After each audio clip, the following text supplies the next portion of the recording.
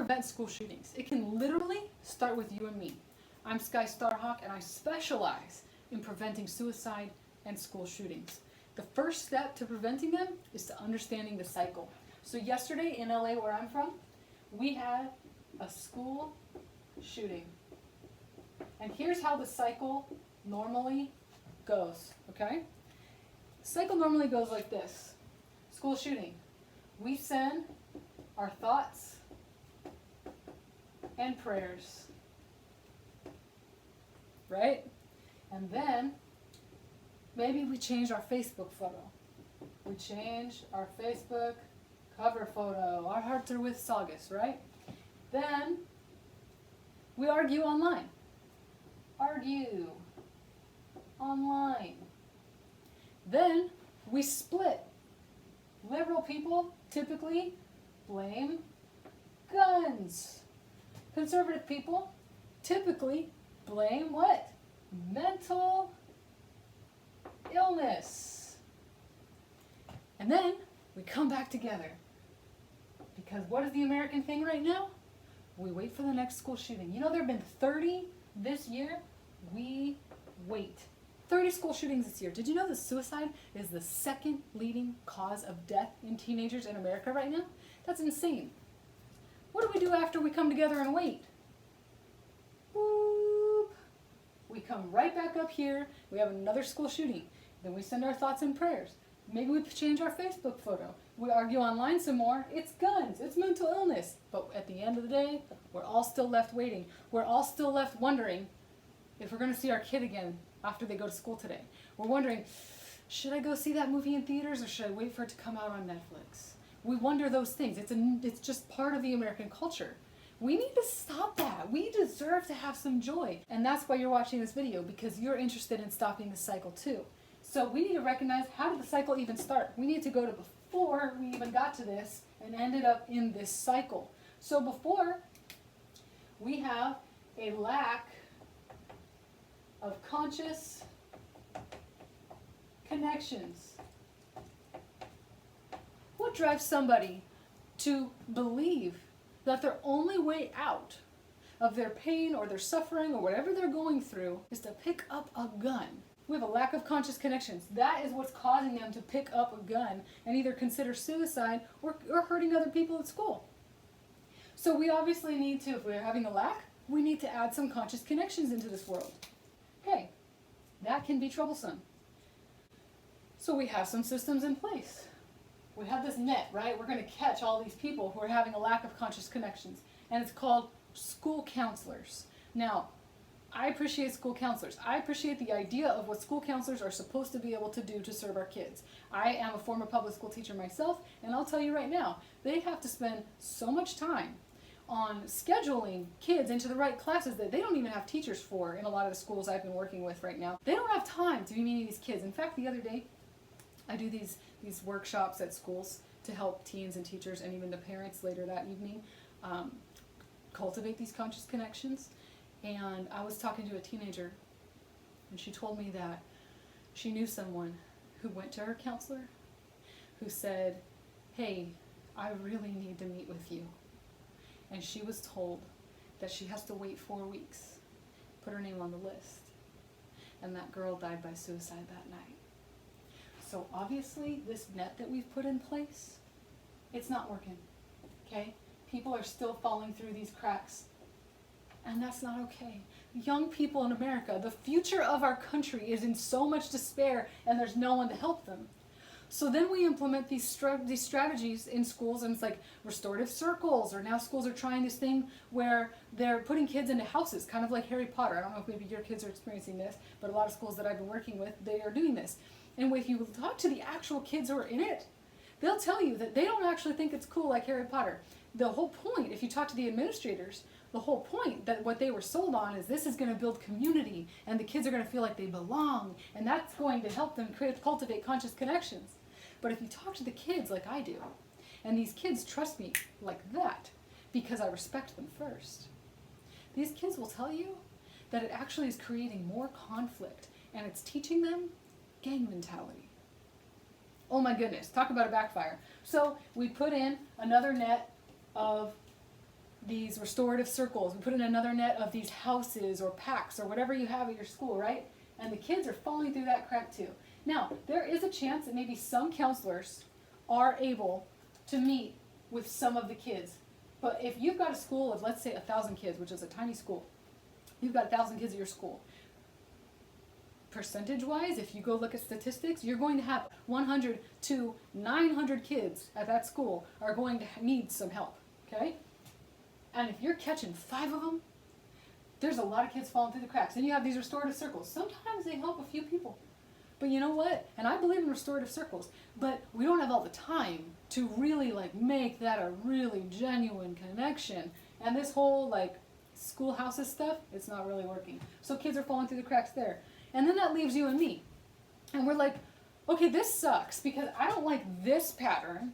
And then up here, there's these things that are being put in place, which thank you for trying to put these things into place. That is a step in a positive direction, and we still have a problem. And so you and I are left here like, oh my gosh, what are we going to do? I want to do something about this. Oh wait, I can't count on the government because they're not taking care of it right now, mental health or guns. And then it leads to us feeling despair, and then our kids are feeling our despair, right? And it creates even more of a cycle because now they're even more stressed because we're more stressed, and we're more stressed because they're more stressed. Oh, this has got to change. So here's how we could stop it in its tracks. Are you ready? We talked about it a little bit already. You stop it right here. Each one of these people is one conscious connection away from changing their trajectory from going here to just going off course, and then they miss it. They don't end up doing the school shooting. They don't end up dying by suicide.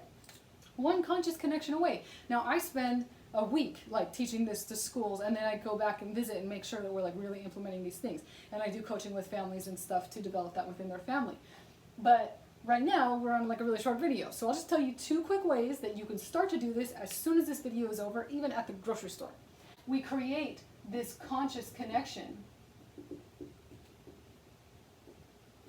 and we stop it in its tracks. We don't go back down here. No.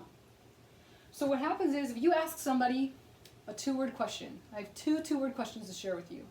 What's good or what happened? Okay?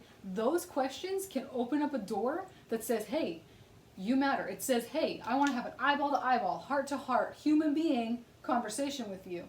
I care. What's good? You know, you can ask that. You're at Starbucks driving through the drive-thru, the person's handing the drink out the window, and you're like, hey, what's good? And they're like, the weather. Even if it's just that, they're like, that was kind of cool. Another human just asked me a question and I got to answer it. And it shifted my perspective to gratitude, to what's good. It shifts in the mind. It shifts that cycle in the mind to, ooh, go over here. And that's where the magic happens. Now another question, if someone seems like they're having kind of a gloomy day, human emotions are okay. It is okay to not feel good. And that's part of the issue, is that these people feel so much pressure that they have to get their A's, they have to go to college, they have to feel good all the time, they can't be gloomy, otherwise they're just being like one of those teenagers, oh my goodness. So we allow the emotions and we ask, hey, what happened? You look kind of down, I just wonder, what happened? And sometimes they'll say like, nothing, I'm fine, because they don't actually know to trust yet that it's safe. And you're like, no, really, like I'm here to talk, like I don't have anywhere to be. And you might have somewhere to be. But you know what? I believe in divine orchestration. So you end up at the exact right place at the exact right time, seeing the exact right person to ask that question, to make that conscious connection. You never know. You might be asking it to your neighbor's kid. And when you ask that question, it shifts their trajectory this way. Now, over time, if you continue to maintain that conscious connection where they know that you care about them, they know that it's safe to focus on what's good, they know that it's safe to tell you what happened, they know that you're not going to invalidate their experience, that you're actually going to validate them. They know that you're just another human being who cares, which makes it okay for them to be a human being who's caring so much that maybe they feel really gloomy right now because they cared so much about something and it didn't seem like it was reciprocated. So it might not be reciprocated by the person they wanted, but you gave it to them instead, and that gives them hope, and that keeps their trajectory going this way. You know what happens after that? Oh, I'm getting goosebumps. They start to create new nets because their life was saved. their life was changed. Their trajectory was changed. And they're so inspired by that, and they find purpose, a conscious connection with their purpose. And that is what keeps somebody alive. And they start creating new systems because they fell through the cracks of the old ones. And they know what needs to happen to help all the, oh man, goosebumps everywhere. They know what needs to happen to actually catch more people. And they grow up to create those systems, to change our world for more peace so that we never have to see this again in America. I would love for this school shooting, this 30th school shooting of the year, to be the last school shooting of the year. And we can do it. We can do it when we go grocery shopping. We can do it when our kid comes home from school. Ask that question, what's good? Or ask, what happened? And when you do, listen. Don't discount. Listen and acknowledge that it feels very big and very real to them, because that will diffuse things. That calms the anxiety. And you might, like I said, you might be saving your neighbor's kid.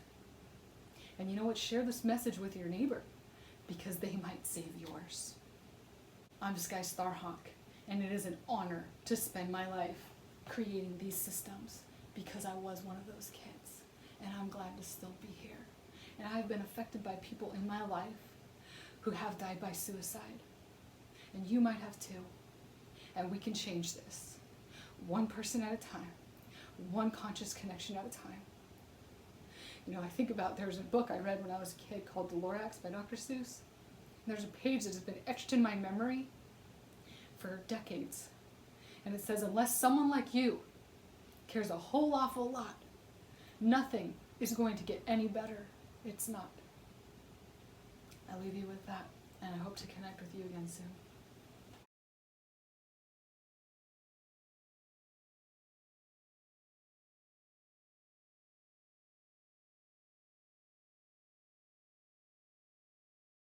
Now, I do agree with gun reform, but right now our government isn't taking care of that, so what can we do?